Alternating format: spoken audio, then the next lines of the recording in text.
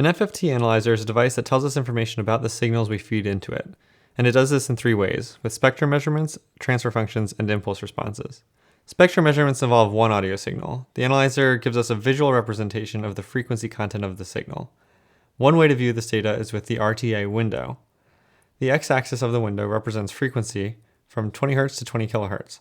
The y-axis represents level in decibels.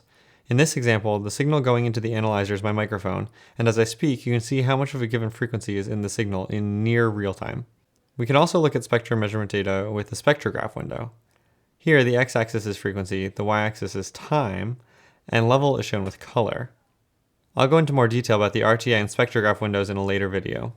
A transfer function measures two signals simultaneously. We call them the reference signal and measurement signal. Instead of telling us about these signals in and of themselves, the transfer function tells us about the relative frequency response and phase response of the measurement signal compared to the reference signal. So all of the resulting data is relative information. If the measurement and reference signals are perfectly identical, the transfer function will give us a flat line at 0 decibels and a flat line at 0 degrees of phase. While frequency response is a fairly intuitive concept, phase response is more complex in a lot of ways, so I'll talk about that in detail in a later video as well. Finally, the third type of measurement is called an impulse response. It uses two signals just like the transfer function, and it tells us about the time relationship between the signals, as well as the relative polarity. The time relationship has a lot to do with phase response, so that'll be covered in that later video as well.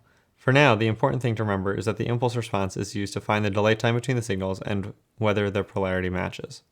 If you want to learn more about how an FFT analyzer works and how we use spectrum measurements, transfer functions, and impulse responses, please hit subscribe below.